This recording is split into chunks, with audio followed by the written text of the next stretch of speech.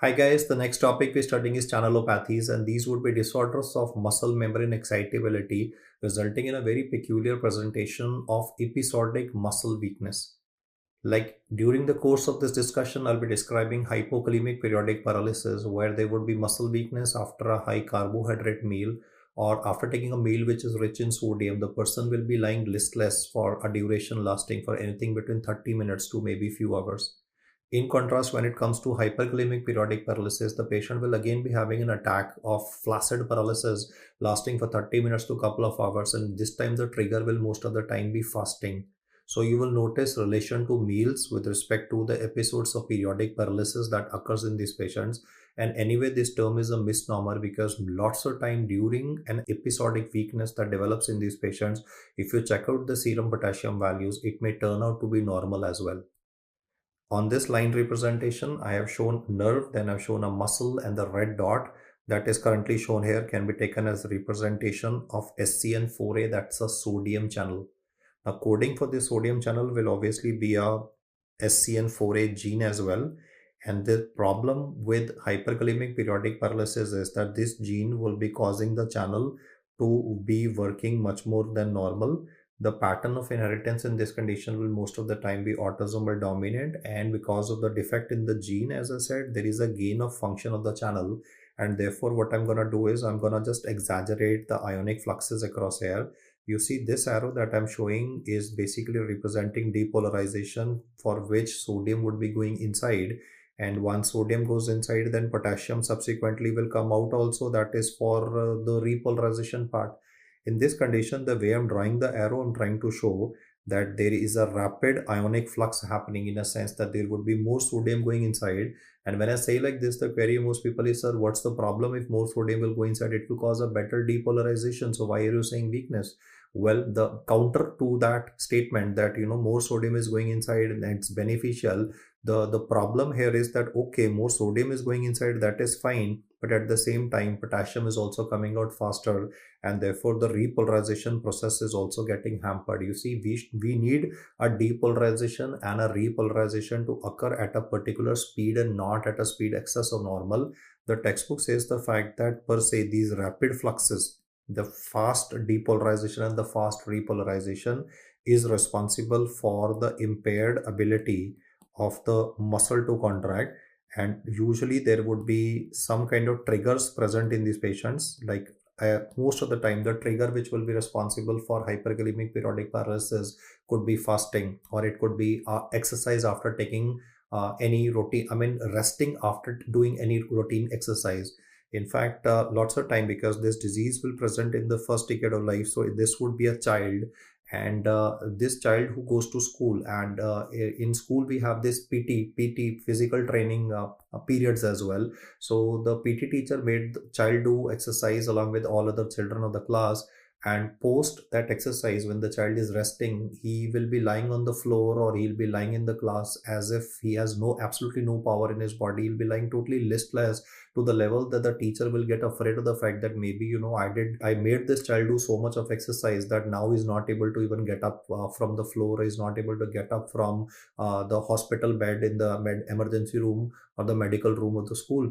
Lots of time you as a doctor might be thinking that this child is doing malingering, that he's showing as if he's having excessive amount of muscle weakness, he's not able to get out from the bed, or he's not able to raise his arms on the command that you're giving. And lots of time it will take a time for any doctor or any neurologist to diagnose this condition, because this would be a diagnosis of exclusion. All other routine causes of muscle weakness, I mean diseases of nerves, diseases of muscles, have to be ruled out before you think in terms of channelopathies per se. So this topic per se, what I'm trying to explain is that this is a diagnosis of exclusion and occurs due to genetic reasons. Now, as I said, this disease occurs in the first decade of life.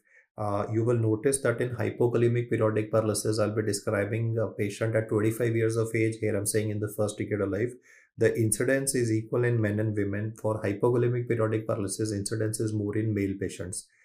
The usual clinical presentation would be brief episodes of extreme muscle weakness, but thankfully bulbar muscles will not be involved in these patients. There's going to be flaccid weakness that will be demonstrated during the attack. The duration of this flaccid weakness could be ranging anything between 30 minutes to a couple of hours.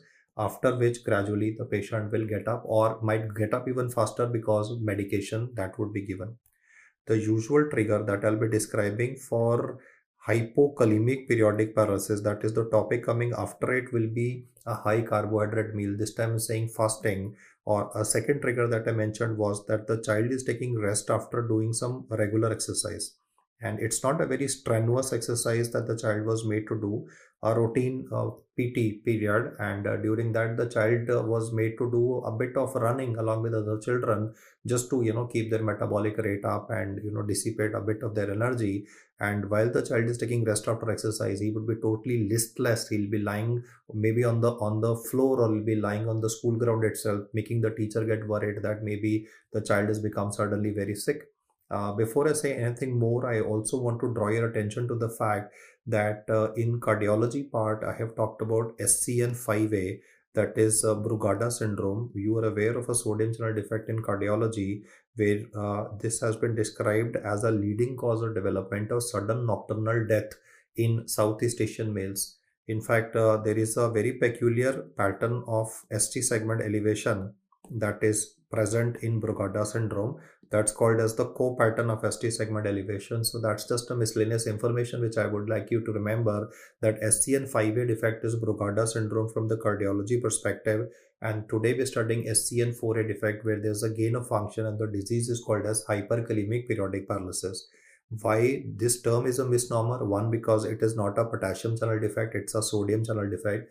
And during the attack, if you would be checking out the serum potassium values of these patients, lots of time the serum potassium values during the attack may be normal. They can be elevated as well, that is okay.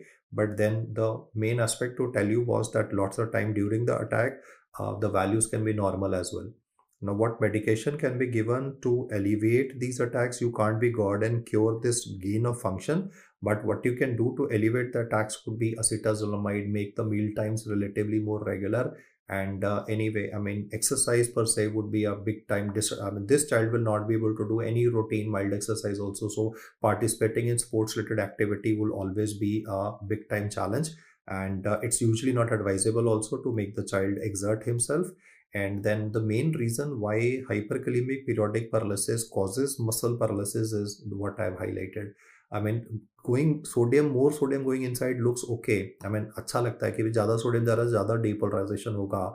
But then at the same time, the fast movement of both the depolarization flux and the repolarization flux, that causes this impaired ability of the muscle to contract.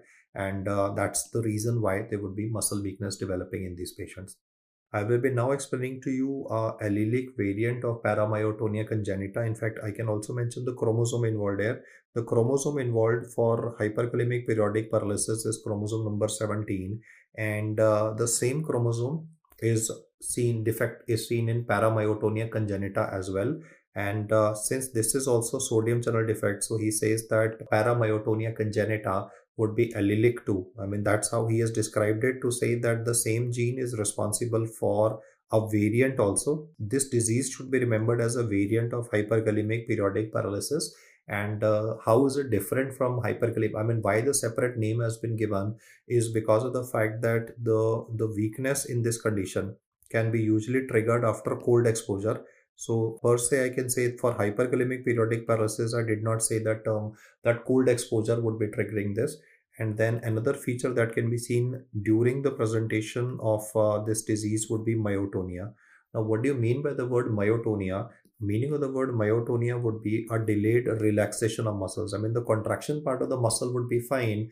Like if you're asking to shake hands with this patient, when you do a firm handshake, I'm using my left hand just to, describe the findings here. Like, if you're doing a firm handshake with somebody, you do it with the right hand. I'm saying just for representational purposes. Then you would like to grab onto and shake the hand of a person. Now, you see, when you shake hands, there would be slight movement of your thumb as well, and then the thumb would relax. In a person who's having myotonia, if you try to shake hands with the patient, you will notice that the person will literally, he will try to hold your hand. That's okay when you're shaking hands, but then it would be as if he's grabbing onto your hand, is not letting it go. Why is not letting it go is not deliberate. It is because the relaxation phase is defective. So the thumb of this person, it might be, I mean, the thumb will be showing a movement like this. when you're trying to grab onto the hand of a person, but then the relaxation of the thumb would not be happening. So meaning of the word myotonia basically means that there would be a delayed relaxation of muscles, and this is again because of the rapid fluxes that are occurring, and therefore because of this delayed relaxation part, the next impulse that comes, you see, every time a muscle is stimulated, the muscle has to contract, relax, contract again if you have to do repeated activity. Here I was giving an example of a handshake only, but I'm saying overall any muscle in the body, when it is to perform, it has to contract, relax, contract, relax. Here, if the relaxation part is delayed, then the subsequent contraction will also not be able to happen. So myotonia per se, is a condition where you have a delayed relaxation of skeletal muscles after a voluntary contraction. And traditionally we see that myotonia tends to improve with exercise, but in paramyotonia congenita, another feature is noticed that this myotonia tends to worsen with exercise. So per se, I can say this is a variant. This is also sodium channel defect, and the weakness is seen on cold exposure. And along with that, myotonia as a feature is seen. Meaning of the word myotonia would be a delayed relaxation of skeletal muscles. We shall now be comparing this data with that with hypokalemic periodic paralysis. Now, this condition itself is not a potassium channel defect. It is itself gonna be calcium channel defect. In fact, there are two varieties of it, type 1 and type 2. If these types are not given, then it's better to answer it as a calcium channel defect. So let's just jot down the name of the defective gene, that is CACL1A3 gene, which is defective in this case. And the second one, which is type 2, is SCN4A.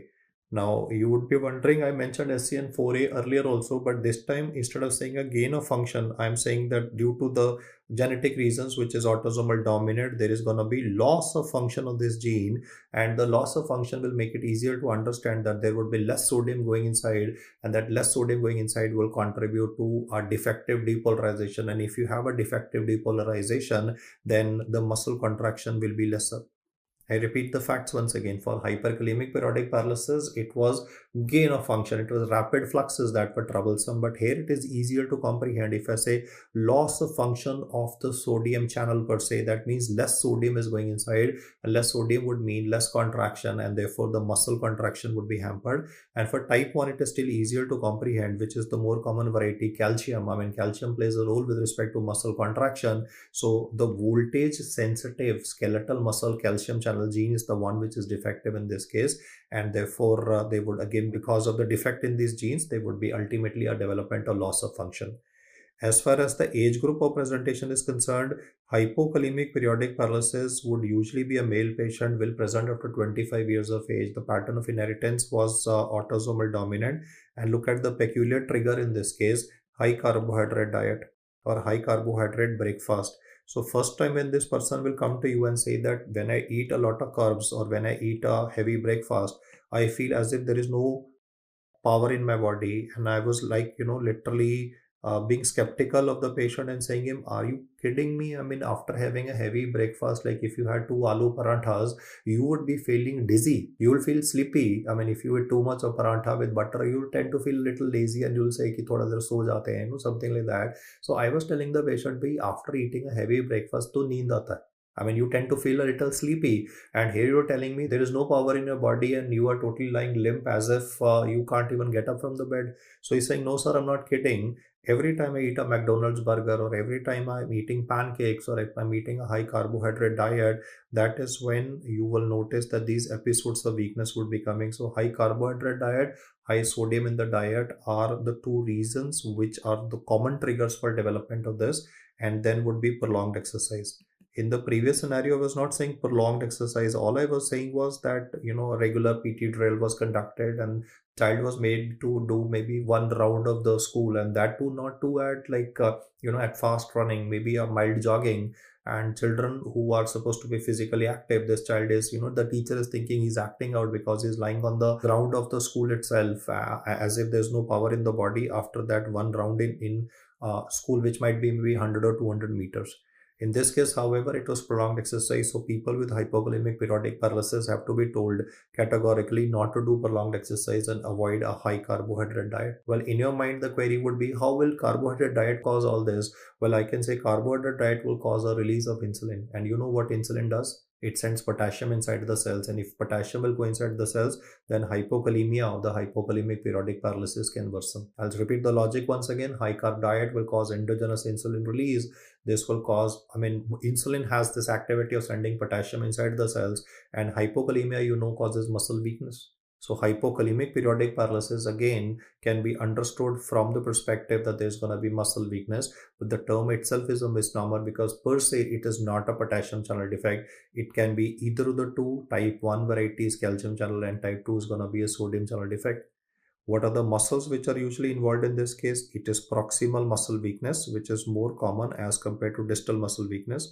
So just like, in inflammatory myopathies topic, if you go through inflammatory myopathies in rheumatology, I've described dermatomyositis, polymyositis, antisynthetase syndrome. There also I've used this terminology proximal more as compared to distal muscle involvement. Means muscles around the shoulder joint or muscles around the hip joints are the ones which are likely to be affected. As far as ocular muscle involvement is concerned or bulbar muscle involvement is concerned, it is very less likely that they're involved. So most of the time, the person will continue to be able to drink water and talk to you during the attack, but he'll be lying listless in the bed saying that I can't get up from the floor, I can't get up from the bed, especially after eating a high carbohydrate diet. So ocular and bulbar muscle involvement may be seen.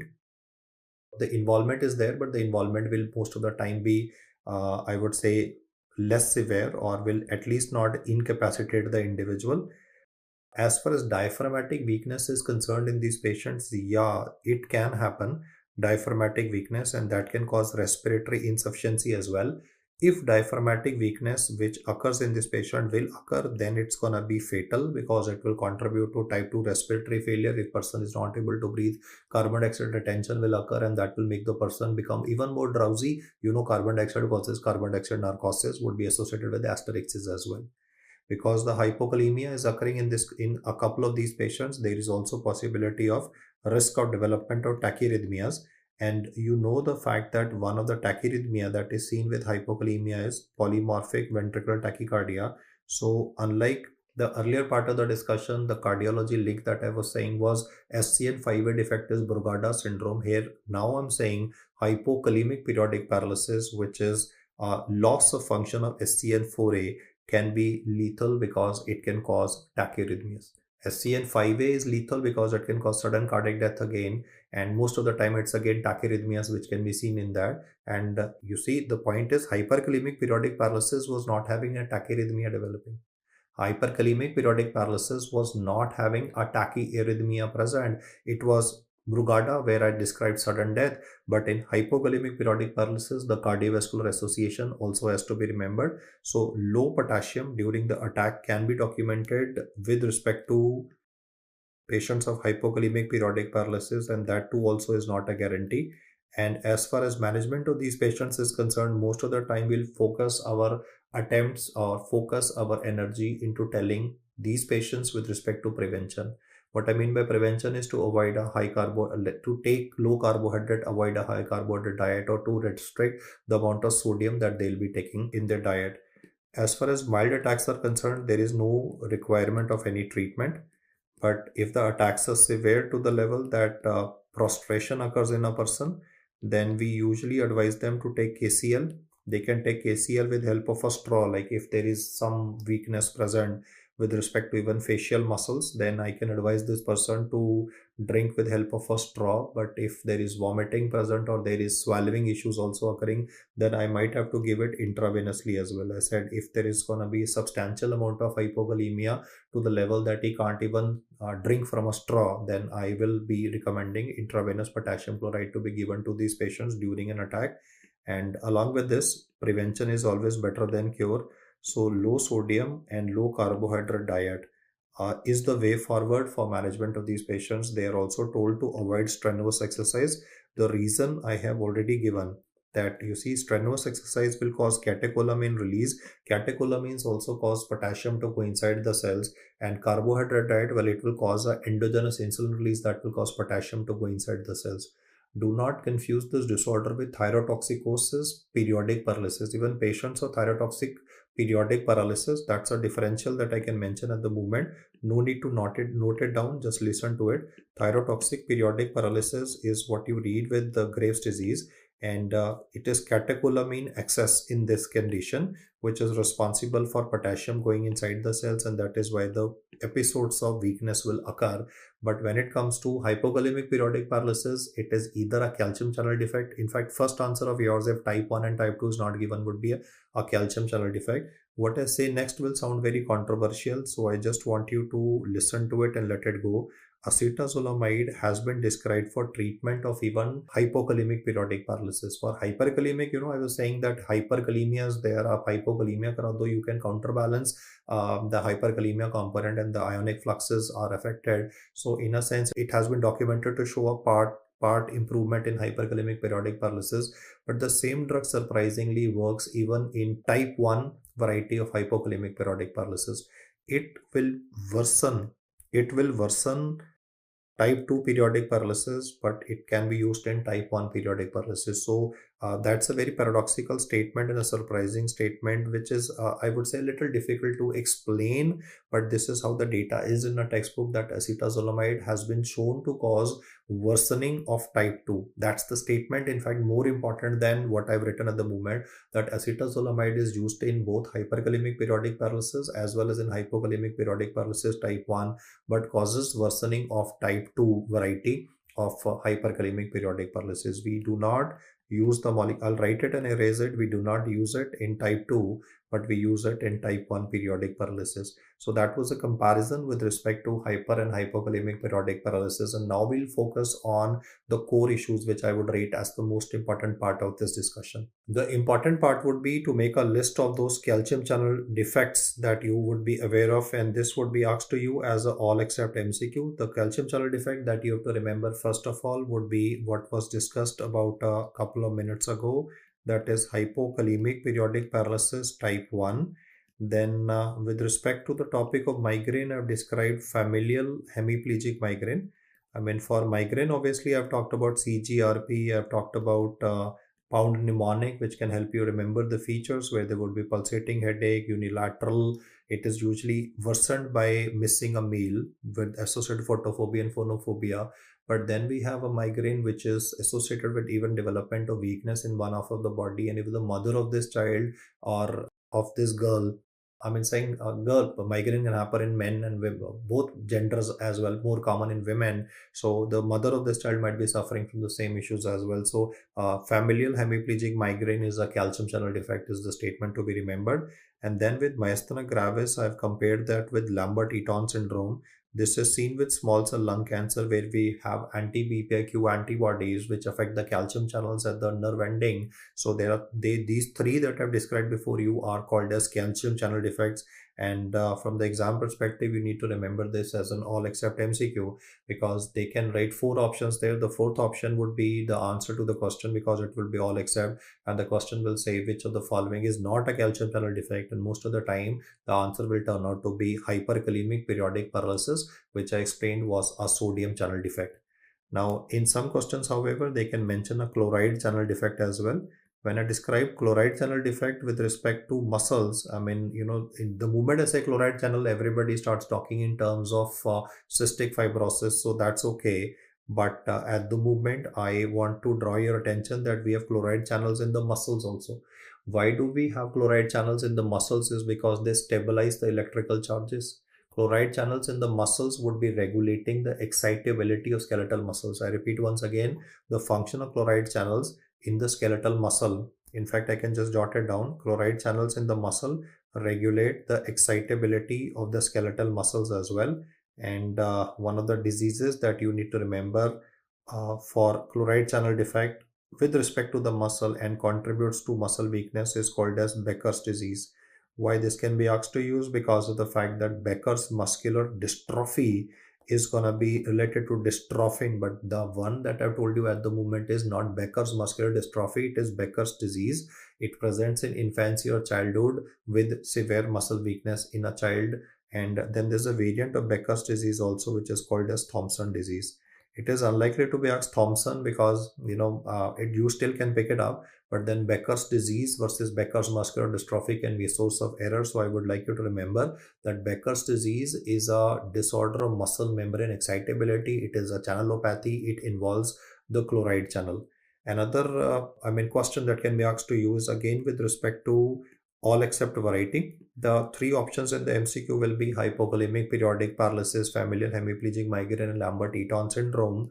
But then the fourth option would be a potassium channel defect with respect to skeletal muscle, and this would be called as Anderson-Tavi syndrome. In fact, the couple of features of Anderson-Tavi also interesting ones that should be remembered. The first one to be remembered for Anderson-Tavi would be association from the cardiovascular perspective, that the QT interval can be prolonged in these patients because it's a potassium channel defect. So there would be episodic skeletal muscle weakness, but at the same time, the hypokalemia component can contribute to prolongation of QT interval. Remember, I've spoken about hypokalemia being a trigger for development of QT prolongation, and this can trigger arrhythmias. The arrhythmias that can be triggered are in the form of ventricular tachycardia, or it could be polymorphic ventricular tachycardia, torsades disc pointes. So they are the ones which are to be remembered. And then even the physical appearance of patients of Anderson-Tavi, some features that I will write here will be identical to what you read even with Down syndrome. You read about clinodactyly, where the middle phalanx of the little finger would be missing, and then there would be short stature present, low set ears, and scoliosis.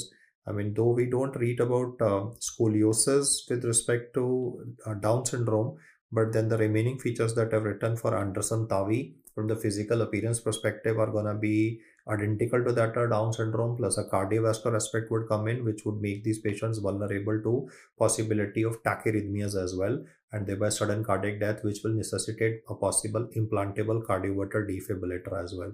So a lot of, I would say, rare data was discussed at the moment, but the crux of the discussion is to mainly remember which is a sodium channel defect and which is a calcium channel defect. Like the sodium channel defect is the first one that I mentioned, where there was a gain of function, then hypokalemic periodic paralysis where there was a loss of function. But then the more primary defect, I mean type 1 is usually more common with respect to the two varieties of hypokalemic periodic paralysis that I've explained to you.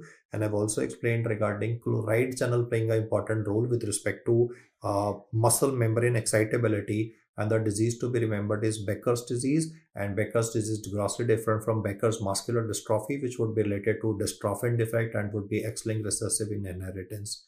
So these are the details that I would like you to remember for this topic, peculiar one in fact. So keep the pressure on and keep the tempo on, and you guys are doing absolutely great with respect to remembering all this information. As I say, always keep hammering and you'll break on to the other side.